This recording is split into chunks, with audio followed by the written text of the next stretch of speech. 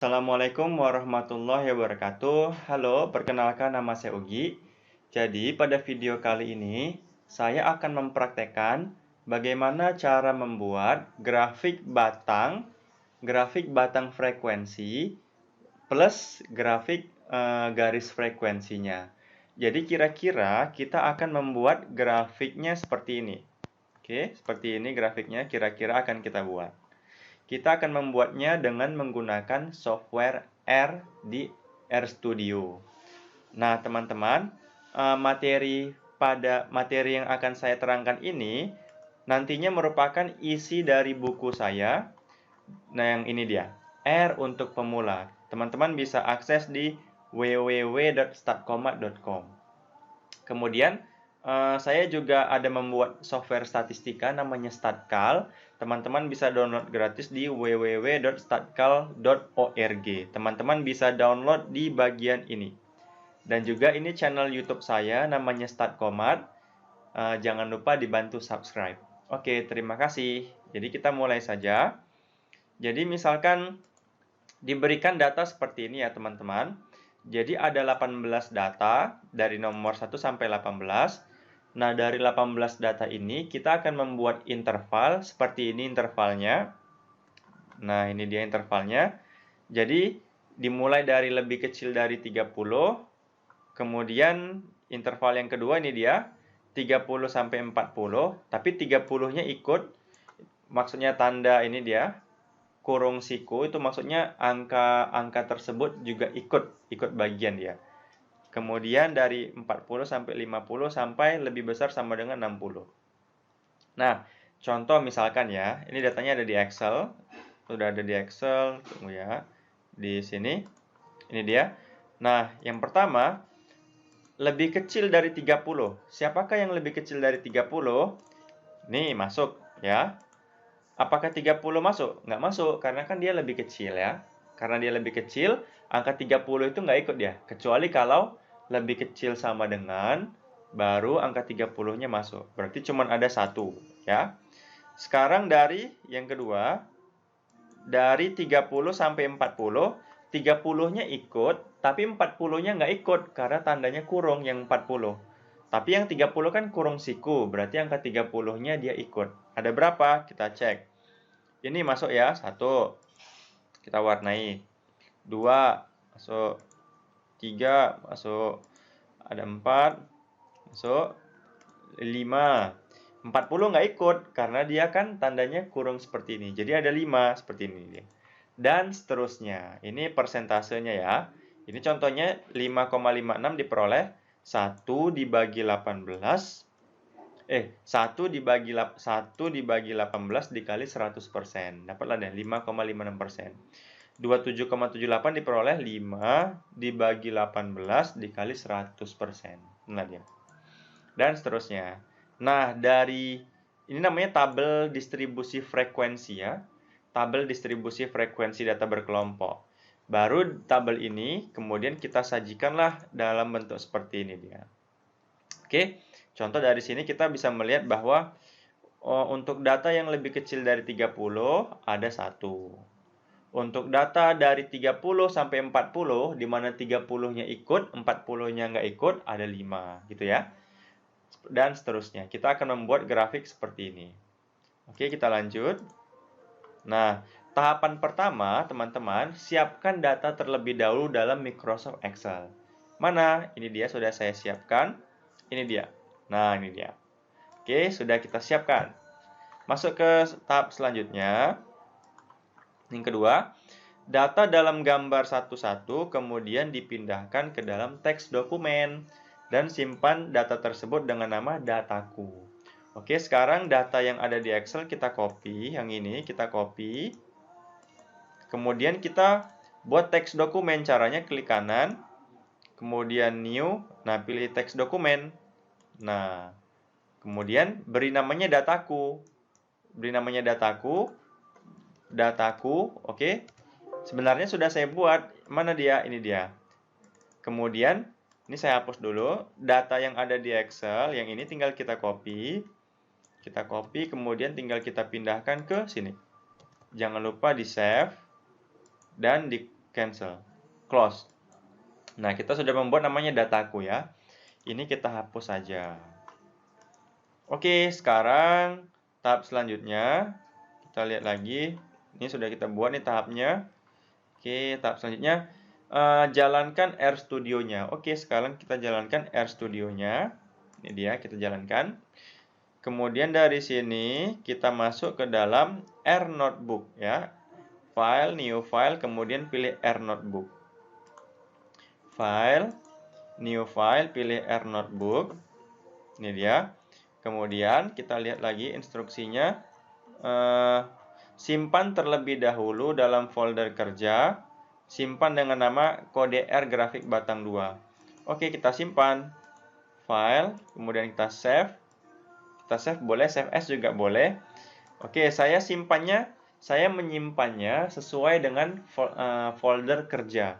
Artinya kan tadi kan di sini ada dataku ya, maka harus disimpan di tempat yang sama juga. Saya buat aja kode R grafik batang 2 new. Nah, new, terserah. Save. Nah, apakah sudah ada filenya? Nah, sudah ada di sini. Kode R grafik batang 2 new. Dan datakunya sudah ada. Yang penting dua file ini sudah berada dalam satu folder. Kita cek dulu, sudah pas dia. Sekarang tinggal kita hapus, kita mulai bekerja membuat grafiknya. Oke. Nah, ini kita lihat lagi langkahnya. Sudah kita save. Saat ini dalam folder kerja berisi dataku dan kode R grafik batang 2. Jadi sudah ada ya. Ada dataku di sini sama kode R grafik batang 2. Oke, kita lanjut. Oke, sekarang kita mulai. Nah, sebenarnya kodenya sudah saya siapkan. Saya sudah membuat kodenya, tinggal kita buka dulu. Ini dia. Kode R grafik batang 2 ini dia. Oke. Kita mulai dari perintah yang pertama, list.file. Perintah ini, kita tekan tombol hijau. Perintah ini kegunaannya untuk menampilkan nama-nama file yang ada dalam folder kerja. Nah, file yang namanya dataku.txt sudah ada, akan kita import nanti datanya. Dan juga ini kode R grafik batang 2-nya sudah ada di dalam sini. Oke. Sekarang kita perintah ini kegunaannya untuk mengimport data. Oke. Dataku2.txt akan diimport, seperti ini perintahnya. Tekan tombol ini. Oke, berhasil. Sudah berhasil kita import. Oke. Sekarang baru kita tampilkan grafik batangnya dengan perintah seperti ini. Nah, kita menggunakan paket namanya ggplot2. Pastikan teman-teman sudah menginstal paket ggplot2. Kita bisa mengecek di bagian package. Ini kan ada file, ada plot. Kita pilih package. Cek di sini ggplot2. Ada nggak? Oh, huruf kecil ya. ggplot2. Nah, saya sudah ada. Oke, kalau belum ada, teman-teman bisa pilih package kemudian install. Oke, pilih install. Pastikan komputernya terkoneksi internet, baru install ggplot2. Nah, diinstal dulu. Nanti kalau sudah diinstal, baru muncul di sini. Gitu ya. Oke, jadi perintahnya sekarang buat grafik sama dengan ggplot2 data. Ini namanya ambil data ya, sesuai dengan nama yang di atas tadi, ambil data. Kemudian perintahnya seperti ini, di mana sumbu X-nya sebagai interval, sumbu Y-nya frekuensi. Kita coba eksekusi dulu, maka grafiknya seperti ini. Jadi X sama dengan interval, itu yang di bawahnya sumbu X, kemudian Y-nya frekuensi, itu jumlahnya. Sesuai, namanya kan di sini interval sama frekuensi. Harus sesuai namanya dengan yang ada di atas ini. Nah, ini kan ada frekuensi interval.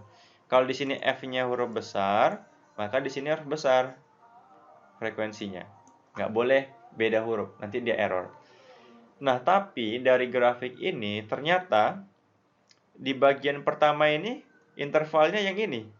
Semestinya kan lebih kecil dari 30 yang pertama, tapi dia posisinya ke 1, 2, 3, 4. Ya kan, kalau kita lihat, ini kan di posisi yang pertama dia. Ini pertama, kedua, ketiga, keempat, kelima. Tapi kenyataannya di sini lebih kecil dari 30, posisi keempat. Sekarang kita akan memperbaiki urutannya. itu kode R-nya seperti ini, yang ini. Nah, ini dia. Kita menggunakan kode R yang ini untuk memperbaiki urutannya. Coba kita coba lagi. Nah, sekarang udah benar. Dimulai dari lebih kecil 30. Jadi, baris R yang ini, oke, kegunaannya untuk memperbaiki urutan. Ini maksudnya ambil data posisi ke-1 ya. Posisi atau kolom ke-1 dari ambil data. Artinya mau memperbaiki urutan di sini. Di sini. Oke. Kemudian selanjutnya kita lihat, kita tekan lagi yang ini, maka hasilnya, nah sebelumnya kita lihat yang ini kan urutannya belum sesuai ya. Yang di sini sudah sesuai urutannya, seperti itu dia. Kemudian kita lanjut lagi eksekusi yang ini. Nah, sekarang yang sebelumnya grafiknya itu berjarak ya, sekarang kita dempetkan seperti ini. Kenapa bisa dempet? Karena ada perintah width sama dengan 1. Kalau kita ganti dengan 0,5, maka dia akan kembali berjarak dia. Nah, tapi karena kita buat di sini 1, maka dia kembali lagi dempet histogram dia. Oke, sekarang kita eksekusi yang ini. Nah, sekarang ada garis warna biru, itu peran dari perintah yang ini, color blue. Nah, jadi dia ada garis warna biru. Kemudian kita eksekusi lagi. Nah, sekarang dia jadi warna-warni dia. Itu karena ada perintah yang mana? Ada perintah fill. Fill dari interval. Oke, jadi dia berwarna. Oke, sekarang kita eksekusi lagi. Nah, sekarang kita lihat warnanya orange, itu peran dari perintah yang ini. Scale fill manual.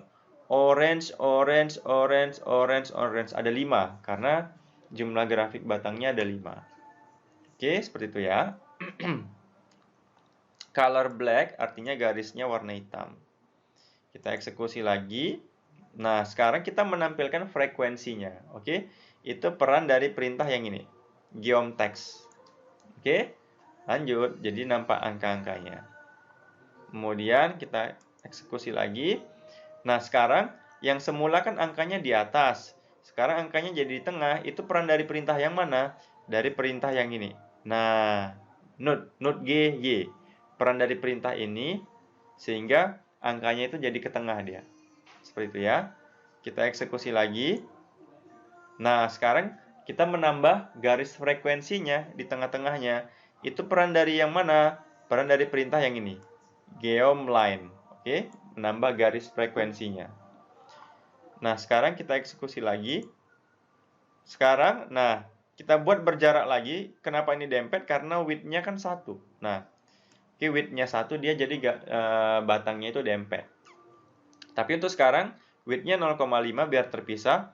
Sekarang ini warnanya orange, ada garis tapi ada titiknya di tengah warna merah. Itu peran dari perintah yang mana? Dari perintah yang ini, geom point, color red. Itu dia. Oke, jadi seperti ini. Nah, sekarang perintah ini akan mencetak grafiknya ke dalam Microsoft Excel. Kita tekan, maka akan tercetaklah dia ke dalam Excel. Mana dia? Nah, ini dia grafiknya. Bisa dicetak ke Excel. Seperti itu dia. Nih.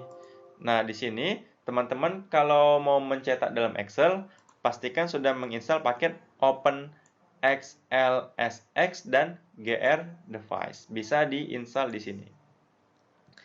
Oke teman-teman, demikianlah video kali ini. Semoga bermanfaat. Mohon maaf atas segala kekurangan.